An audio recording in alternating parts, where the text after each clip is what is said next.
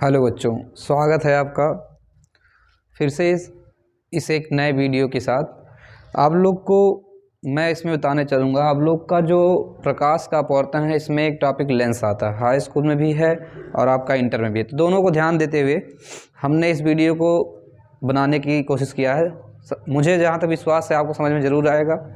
अगर समझ में आएगा तो आप लोग ज़रूर कमेंट में लिखिएगा यस, अगर नहीं आएगा तो नो लिख दीजिएगा। ठीक, चलिए शुरुआत करते हैं सबसे पहले लेंस से। लेंस होता क्या है, ठीक है। सबसे पहला परिभाषा वही आएगा आपका। लेंस किसे कहते हैं, किसे कहते हैं? लेंस कहेंगे दो पारदर्शी। अब देखिए, अब तक हम दर्पण पढ़े थे ना, तो वहाँ अपारदर्शी या फिर कलई की ओर चलता था। अब आपका अगर लेंस, तो इसमें दो पारदर्शी पृष्ठ रहेंगे। क्या रहेंगे? दो पारदर्शी पृष्ठों से घिरी हुई आकृति को लेंस कहते हैं। अब देखिए, दो पारदर्शी मतलब क्या? चाहे वो दोनों समतल हो, ठीक, या फिर हो सकता है एक समतल एक गोलीय हो, या फिर हो सकता है दोनों गोलीय हो, ठीक है। तो कहेंगे दो पारदर्शी, यही याद रखना है, दो पारदर्शी, दो पारदर्शी पृष्ठों से घिरी माध्यम को लेंस कहते हैं,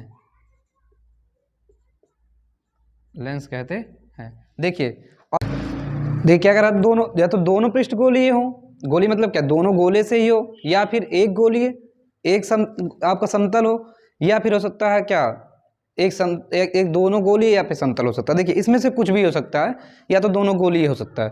तो ये तो हमारा हो गया लेंस का परिभाषा। दोनों पृष्ठ कैसे होने चाहिए? पारदर्शी होने चाहिए। मेन चीज यही टॉपिक है कि किसी पे कलई नहीं होना चाहिए, दोनों पृष्ठ एकदम पारदर्शी होने चाहिए, ठीक।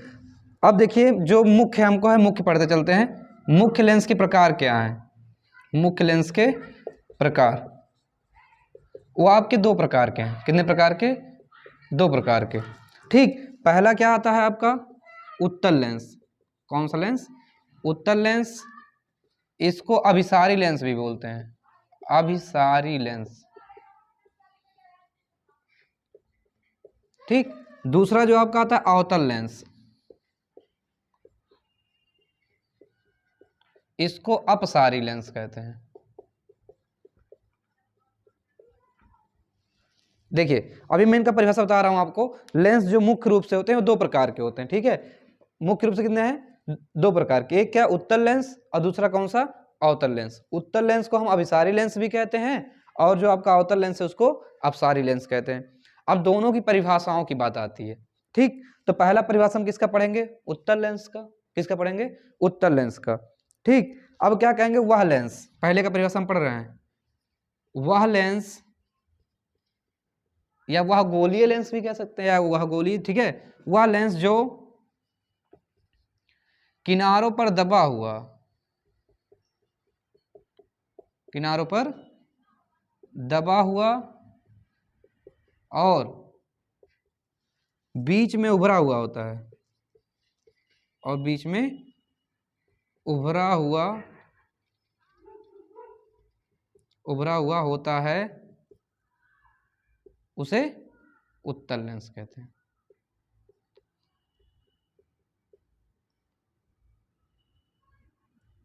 समझ में आया? यानी कहने मतलब क्या है, अभी मैं इसका फिगर बनाऊं तो जान जाएंगे। तो अभी एक परिभाषा सुन लीजिए आप क्या कह रहा है। वह लेंस जो किनारों पर दबा हुआ और बीच में क्या हो, उभरा हुआ होता है, उसे हम क्या कहते हैं? उत्तल लेंस कहते हैं। चलिए मैं दो गोला बनाता हूं, क्योंकि गोली दर्पण है, गोली दर्पण के भाग दोनों पढ़ना है भैया, ठीक है।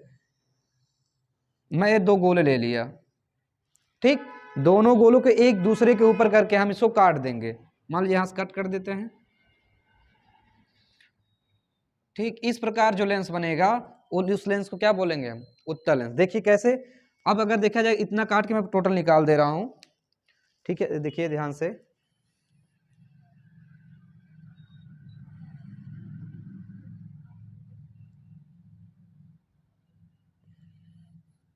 अब कट गया ना। देखिए कट गया। क्या किनारों पर पतला है कि नहीं है? बीच में देखिए ज्यादा डिस्टेंस है, उभरा हुआ है, और किनारे पर क्या है? पतला। तो कहेंगे वह लेंस जो किनारे पर पतला और बीच में उभरा हुआ होता है, उसको क्या बोलते हैं? उत्तल लेंस बोलते हैं। और इसी लेंस को मैंने पहले बता दिया अभिसारी लेंस कहते हैं। अभिसारी मतलब क्या होता है? जो किरणों को एकत्रित करता है, यानी बटोरने का काम करता है, एक जगह केंद्रित करता है, उसको अभिसारी बोलते हैं। और अपसारी क्या होता है, जो कीड़ों को फैला देता है, अपसरित कर देता है, तो उसको बोलते हैं अपसारी लेंस। तो यानी ये आपका कौन सा लेंस हो गया, आपका हो गया उत्तल लेंस। कौन सा लेंस, उत्तल लेंस। क्लियर। चलिए एक तो हो गया क्लियर, क्या, वह लेंस जो किनारों पर दबा हुआ और बीच में क्या होता है, उभरा होता है, उसको हम उत्तल लेंस बोलते हैं। चलिए दूसरे वाले का भी देख लीजिए, इसका डेफिनेशन अब सेम ऐसे रहेगा, वह लेंस जो इसी का सेम उल्टा, किनारों पर उभरा हुआ, किनारों पर उभरा हुआ और बीच में दबा होता है, और बीच में दबा होता है, तो उसे अवतल लेंस कहते हैं। ठीक है। अब देखिए क्या कह रहा है, जो किनार, अब उसी का उल्टा, एक किनारों पर दबा था तो किनारों पर क्या उभरा हुआ है, और ये बीच में उभरा हुआ है तो ये बीच में क्या हो गया, दबा हुआ। अब हम क्या करें, दो गोलों को इस प्रकार लेंगे थोड़ा दूर दूर और दोनों को एक साथ जोड़ देंगे। देखिए एक गोला मैं ऐसे लिया, फिर एक गोला, अब इन दोनों गोलों को ऐसे में क्या कर दिया, जोड़ दिया। अब जोड़ के बाकी पार्ट को क्या कर देते हैं, काट देते हैं। तो इधर जितना भी पार्ट बच रहा है उसको हम काट के क्या कर देंगे, निकाल देंगे। तो इस प्रकार जो आपका लेंस बनेगा, उस लेंस को क्या बोलेंगे, अवतल लेंस। यानी इस लेंस को क्या बोलेंगे, अवतल लेंस बोला जाएगा। क्या बोला जाएगा, अवतल लेंस। समझ में आया। दोनों को परिभाषा में लिख दिया हूं बोर्ड पे, स्क्रीनशॉट मार सकते हैं। यानी दोनों लेंस एक दूसरे के उल्टे ही, देख लीजिए। वह लेंस जो किनारों पर दबा हुआ और बीच में उभरा होता है उसे उत्तल, और जो किनारों पर उभरा हुआ बीच में दबा होता है, अब देखिए ये किनारों पर फैला है कि नहीं फैला है, अब बीच में दब गया है, तो इसको बोलेंगे क्या, अवतल लेंस। और ये क्या हुआ है, बीच में उभरा हुआ किनारों पर उतला है, तो आपको क्या हो जाएगा, उत्तल लेंस। ठीक। चलिए लेंस क्लियर। चलिए आगे बढ़ते हैं, वीडियो को देखते हुए थोड़ा ध्यान दीजिए। जो चीज ना समझ में आए आप लोग, जैसे कुछ बच्चे कमेंट में तो लिख देते हैं सर ये नहीं है, मैं बता देता हूँ, लोग कोशिश करता हूँ वीडियो में या बताते वक्त कुछ ना कुछ बता देते हैं। तो ध्यान दीजिए, जिसको ना समझ में आए वो वीडियो में जरूर पूछ ले या कमेंट कर दे कि सर ये चीज़ समझ में नहीं है। उस टॉपिक को मैं या तो वीडियो की तरह बना दूंगा, या तो हो सकता है कि इस किसी वीडियो में उस चीज़ को मैं समझा दूँ। तो ध्यान देते हुए, अगर वीडियो अच्छा भी लग रहा हो तो लाइक शेयर जरूर करें। ठीक। अगर नए हैं तो सब्सक्राइब भी कर लें। चलिए आगे बढ़ते हैं।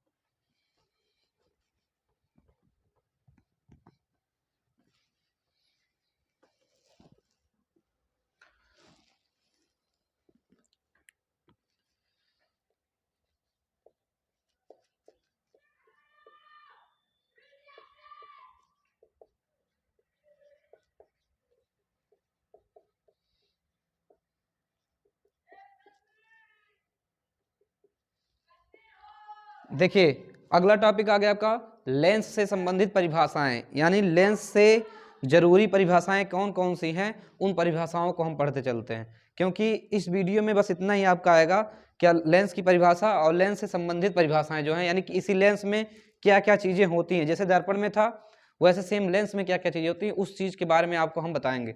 और ध्यान से देखिए, हर एक परिभाषा आपको बताएंगे और फिगर के साथ बताएंगे। तो ध्यान देते हुए आगे चलिए। ठीक है। तो पहला हमारा आता है क्या, पहले हम लेंस बना लेते हैं कि पहले हेडिंग चलिए बता देते हैं आपको। मुख्य अक्ष क्या आता है, मुख्य अक्ष। इन सब की परिभाषाएं हम नहीं लिखेंगे, ठीक है, क्योंकि इतना टाइम नहीं है। परिभाषा में वैसे बोल दे रहा हूँ, फिगर से द्वारा केवल आपको समझा देते हैं। ठीक। चलिए मैं मुख्य अक्ष को बताने चल रहे हैं। आप बनाएंगे, हम लोग क्या, कोई लेंस बना लीजिए, मान लीजिए गोले के साथ बनाते हैं, ठीक है, तभी समझ में आएगा। ये कौन सा लेंस है, ये कौन सा लेंस है, आप लोग कमेंट में, मैं लेंस का नाम नहीं लिख रहा हूँ, आप लोग लेंस कमेंट में कर दीजिएगा। ठीक है। हम क्या करते हैं, मान लीजिए दो गोले इनके केंद्र बना देते हैं। क्या बना देते हैं, केंद्र। केंद्र का नाम चाहे कुछ लिख दीजिए या ऐसे छोड़ दीजिए, कोई दिक्कत नहीं है, केंद्र अभी बाद में देख लिया जाएगा।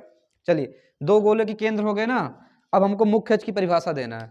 तो परिभाषा क्या करेंगे, कहेंगे लेंस जिन गोलों का कटा हुआ भाग होता है, क्या लेंस जिन गोलों का कटा हुआ भाग होता है उनके केंद्र से, अब एक गोला, पहला गोला ए हो गया, ठीक है, दूसरा गोला ए हो गया, अब इन दोनों का गोले का केंद्र यहाँ है, इन गोलों के केंद्र से जो रेखा जाएगी या जो किरण जाएगी या जो लाइन जाएगी उस लाइन को क्या बोलेंगे, मुख्य अक्ष। यानी कहेंगे लेंस जिन गोलों का कटा हुआ भाग होता है उनके केंद्रों से होकर जाने वाली रेखा को हम मुख्य अक्ष कहते हैं। क्या कहते हैं, मुख्य अक्ष कहते हैं। अगर मान लीजिए केंद्र है, इस केंद्र का नाम C1 दिया क्योंकि पहला गोला तो C1 C2 हो जाएगा।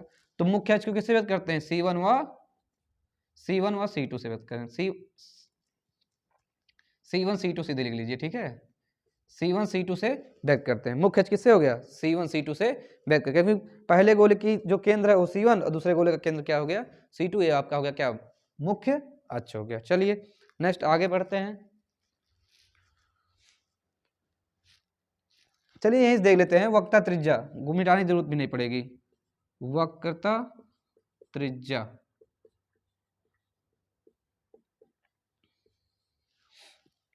अब देखिए जैसे आप लोग मैथ में पढ़ते हैं त्रिज्या क्या होती है, कहेंगे किसी गोले के परिधि से कहाँ तक की दूरी, केंद्र तक की दूरी, गोले के परिधि से केंद्र तक की दूरी को त्रिज्या कहते हैं। सेम ऐसे ही आपका होता है क्या, वक्रता त्रिज्या। तो इसमें बोलेंगे क्या, लेंस के केंद्र से लेकर परिधि तक की दूरी को क्या बोलते हैं, आप क्या बोलेंगे, वक्रता त्रिज्या बोलेंगे। वक्रता त्रिज्या दो होती हैं, वक्रता त्रिज्या कितनी होती हैं, किसी भी लेंस में वक्रता त्रिज्याएं दो होती हैं, ठीक है। तो पहले वक्रता त्रिज्या का नाम क्या हो जाएगा, C1P1, और दूसरे का नाम क्या हो जाएगा, C2P2। क्यों, क्योंकि इस गोले की जो परिधि है यहाँ तक की है, तो यहाँ से यहाँ तक की दूरी हो जाएगी। ध्यान दीजिए, यहाँ से यहाँ तक की दूरी आपकी क्या हो जाएगी, यह हो जाएगा पहला आपका वक्रता त्रिज्या, चाहे मान लीजिए R2 इसको मान लीजिए क्योंकि दूसरे गोले पे लिखा है।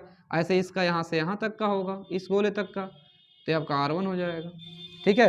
यानी गोले में कितनी त्रिज्याएं होती हैं, दो त्रिज्याएं। एक त्रिज्या इसका तुम्हारा एक गोले का, इसका इस गोले का भी एक त्रिज्या, यानी इस लेंस में कितनी त्रिज्याएं हो जाएंगी, दो त्रिज्याएं।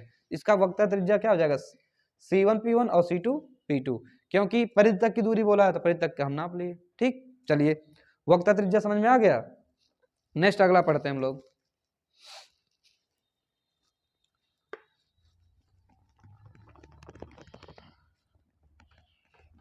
दो हो गया क्लियर। नेक्स्ट देखिए आता है आपका प्रकाशिक केंद्र, तीसरा प्रकाशिक केंद्र, ये तीसरा आपका लेंस से संबंधित परिभाषा है। तो हम क्या करते हैं, एक लेंस बना लेते हैं, थोड़ा बड़ा सा बनाएंगे ताकि आपको समझने में दिक्कत ना हो।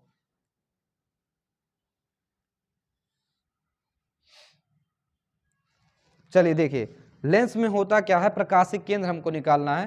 कहेंगे यदि कोई प्रकाश की किरण लेंस पर पड़ती है तो अपवर्तन के पश्चात, किसके पश्चात, अपवर्तन के पश्चात, किसके पास, अपवर्तन के पश्चात जिस बिंदु पर पड़ने के बाद क्या होता है, जिस बिंदु पर पड़ने के पश्चात वह एक दूसरे के क्या हो जाएं, निर्गत किरण के समांतर हो जाएं। अब देखिए किरण ऐसे आई, इस पे अपवर्तन हुआ, फिर बाहर निकल गया, ठीक। अगर हम इस किरण को ऐसे मान लें, इसको ऐसे आगे बढ़ाएं और इसको इधर आगे बढ़ाएं, तो देखिए दोनों किरणें कैसे दिख रही हैं, समांतर दिख रही है ना। कहेंगे लेंस पर आने वाली प्रकाश किरण अपवर्तन के बाद जिस बिंदु से निर्गत किरण पहले आने वाली किरण के समांतर हो जाए, यानी कि आपतित किरण निर्गत किरण के क्या हो जाए, समांतर हो जाए। यही लिख लीजिए, आपतित किरण निर्गत किरण क्या हो जाए, समांतर हो जाए, निर्गत किरण के समांतर हो जाती है, तो उसको क्या बोल, जिस बिंदु पर पड़ेगी। अब देखिए यही बिंदु पर पड़ी है ना, तो इस बिंदु पर पड़ने के बाद क्या हो गई, मुख्य उसके समांतर चली गई आने वाले किरण के, तो इसी को बोलते हैं प्रकाशिक केंद्र। क्या बोलते हैं, प्रकाशिक केंद्र। यानी कि कहेंगे आपतित किरण निर्गत होने के पास जिस बिंदु पर पड़ती है उस बिंदु को क्या बोलते हैं, प्रकाशिक केंद्र बोलते हैं। प्रकाशिक केंद्र को O से व्यक्त किया जाता है, किसे व्यक्त किया जाता है, प्रकाशिक केंद्र को O से व्यक्त किया था। और एक चीज जान लीजिए, लेंस की जो सुग्राहिता होती है सबसे अधिक प्रकाशिक केंद्र पे ही होती है। चलिए आगे बढ़ते हैं। प्रकाशिक केंद्र आपका क्लियर हो गया भैया। चलिए नेक्स्ट आते हैं।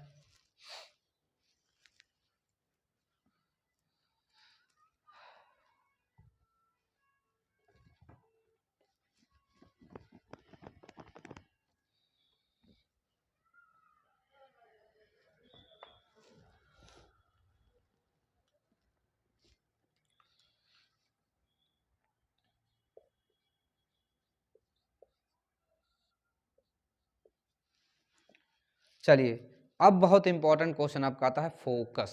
क्या है? फोकस। देखिए दर्पण में तो हर एक चीज एक एक थी सिंगल, लेकिन लेंस में हर एक चीज डबल हो जाती है। इसका रीजन क्या है? इसका रीजन यही है कि दो गोले का उपयोग किया गया है। कितने गोले का उपयोग किया गया? दो गोले का। अब बताइए, जब दर्पण था तो उसमें एक गोले का कटा हुआ भाग था, इसलिए हर एक चीज एक ही थी। फोकस भी एक, वक्ता त्रिज्या भी एक, और आपका बस जो मान लीजिए क्या प्रकार, क्या नाम है, त्रिज्या भी एक थी, वक्ता त्रिज्या भी एक थी। ठीक है, लेकिन इसमें जब दो गोले लिए जाते हैं तो उसके दो केंद्र भी होंगे, तो दो वक्ता त्रिज्याएं भी होंगी, और दो आपका तब फोकस भी होगा। ठीक है, दो दो फोकस होते हैं। कितने होते हैं? दो फोकस। चलिए तो फोकस में पहला फोकस हम पढ़ते हैं, प्रथम फोकस। प्रथम फोकस जिसको बोलते हैं F1। क्या बोलते हैं? F1। हम लेंस बना लेते हैं उत्तल लेंस। मुख्य अक्ष जान ही गए आप लोग। ठीक है, यहाँ C2 हो जाएगा, यहाँ पे क्या हो जाएगा? C1, और यहाँ पे हो जाएगा प्रकाशिक केंद्र O। क्लियर? चलिए अब हमको पढ़ना क्या? प्रथम फोकस। कहेंगे जिस बिंदु से लेंस मुख्य अक्ष के जिस बिंदु से, क्या बोलेंगे? मुख्य अक्ष के जिस बिंदु से आने वाली प्रकाश की किरण, क्या कहेंगे? मुख्य अक्ष के जिस बिंदु से आने वाली प्रकाश की किरण अपवर्तन के पश्चात, लेंस से अपवर्तन के पश्चात, क्या है? अपवर्तन के पश्चात, अपवर्तन के पश्चात मुख्य अक्ष के समांतर चली जाती हैं, तो उसको बोलते हैं प्रथम फोकस। क्या बोलते हैं? प्रथम फोकस। मान लीजिए कोई बिंदु है, अब यहां से किरणें क्या हुई? लेंस पर आपतित हुई। क्या हुई? आपतित हुई। अब यहां पर पढ़ने के बाद अगर ये मुख्य अक्ष के समांतर चली जा रही हैं, क्या हो जा रही हैं? मुख्य अक्ष के समांतर, तो इसको क्या बोलेंगे? प्रथम फोकस। क्या बोलेंगे? प्रथम फोकस। और प्रथम फोकस को F1 से व्यक्त करते हैं। किससे व्यक्त करते हैं? F1 से। यानी यदि कोई प्रकाश किरण मुख्य अक्ष के जिस बिंदु से अगर आ रही है, अगर आने के बाद समांतर चली जाती है, तो आपका वो क्या होता है? प्रथम फोकस। और प्रथम फोकस को क्या किससे व्यक्त करते हैं? F1 से। किससे व्यक्त करते हैं? F1 से। इसी बात इसकी दूरी भी देख लीजिए, फोकस दूरी। क्या? फोकस दूरी भी, ताकि क्लियर होते चले, नहीं फिर फिगर बनाना पड़ेगा। फोकस दूरी, तो प्रथम फोकस दूरी को F1 से व्यक्त करेंगे। अब बताइए, ध्यान दीजिएगा, दर्पण में सब दूरियां ध्रुव से नापी जाती थी। कहां से नापी जाती थी? ध्रुव से। लेकिन लेंस में हर एक दूरियां कहां से नापी जाएंगी? प्रकाशिक केंद्र से। कहां से नापी जाएंगी? प्रकाशिक केंद्र से। तो बोलेंगे क्या? प्रकाशिक केंद्र से लेकर F1 के बीच की दूरी, ये आपका F1 हो गया, यहाँ प्रकाशिक केंद्र हो गया, तो यहाँ से लेकर के F1 के बीच की दूरी को क्या बोलते हैं? प्रथम फोकस दूरी। क्या बोलेंगे? प्रथम फोकस दूरी। चलिए अवतल का भी देख लेते हैं। चलिए अवतल का भी देख लेते हैं। आप लोग कह रहे हैं कि सर केवल उत्तल का बना रहे हैं, अवतल का बना ही नहीं रहे हैं, तो हम क्या करते हैं, आप लोग का अवतल का भी बना देते हैं कि क्या होता है प्रथम फोकस। ठीक है, तो हम एक बनाते हैं, क्या? अवतल लेंस।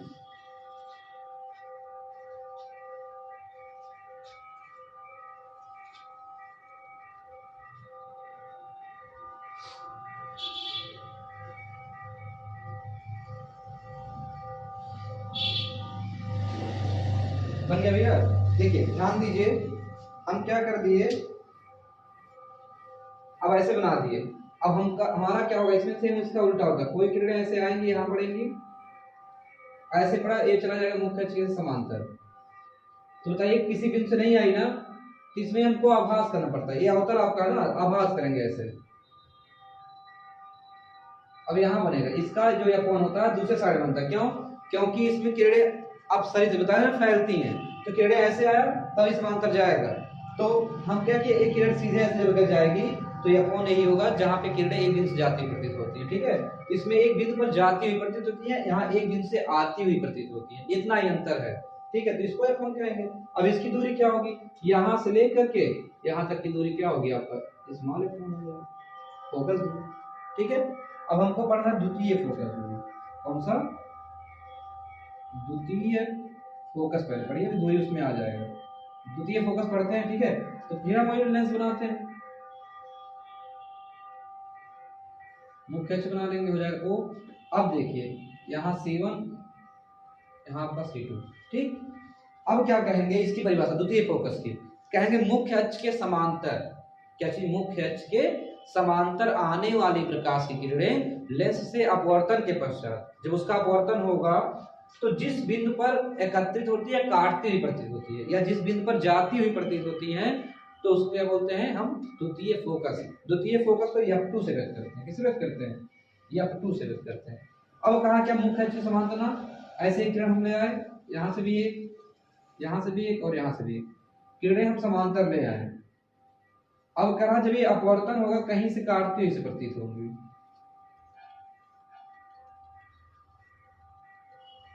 ठीक है, अब यहाँ काट दिया ना, तो इसका क्या हो जाएगा? F2 हो जाएगा।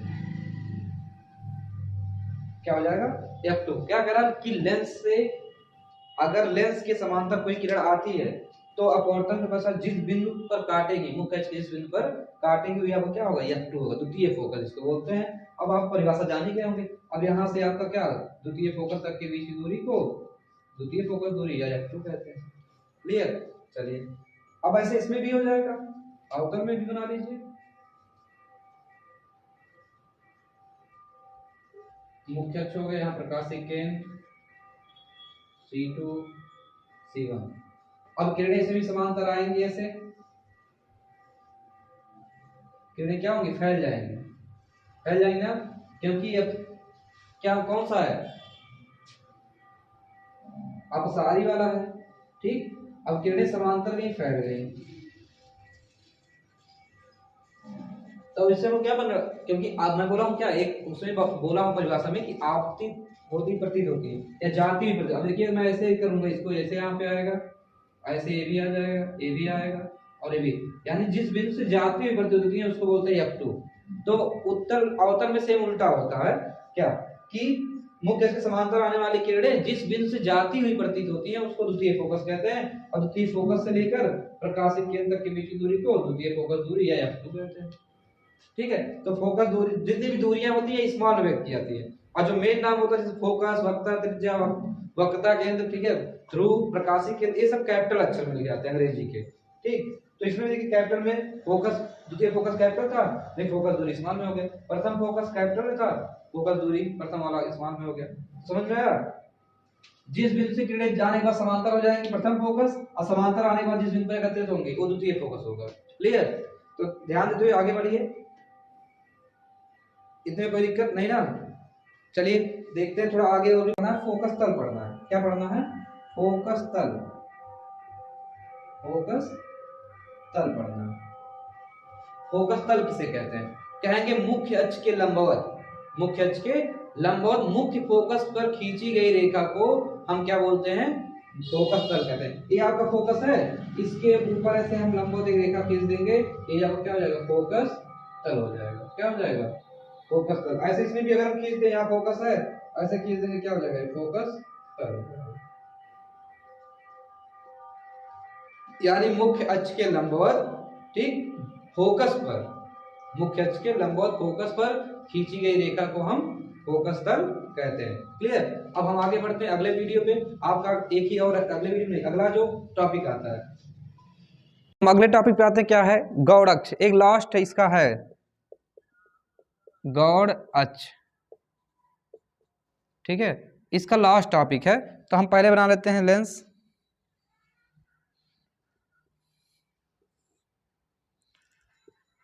C1 F1 F2 C2। ठीक है, अब बताइए, अभी मैं इसके पहले कौन सा टॉपिक बताया हूं? फोकस तल बताया हूं ना। तो फोकस तल हम खींच लेते हैं, ऐसे खींच लिए। अब बताइए, प्रकाशिक केंद्र यहाँ पे है, इसका नाम दे दिए O। क्या दे दिए? O। तो ध्यान दीजिए, गौड़ अक्ष किसे कहते हैं? कहेंगे प्रकाशिक केंद्र से आने वाली ऋजु रेखा। ठीक है, अब ये प्रकाशिक केंद्र यहां से आने वाली से ऋजु रेखा, यानी सीधी रेखा को, जो प्रकाशिक केंद्र से सीधी रेखा आती है, ऋजु रेखा लिख लीजिए कहीं पे। जो ऋजु रेखा होती है प्रकाशिक केंद्र से आने वाली रेखा को हम क्या बोलते हैं? गौड़ अक्ष बोलते हैं। यानी इस लाइन को क्या बोलेंगे हम? गौड़ अक्ष बोलेंगे। जो कहां से होगा? फोकस को, फोकस तल से होकर आती है।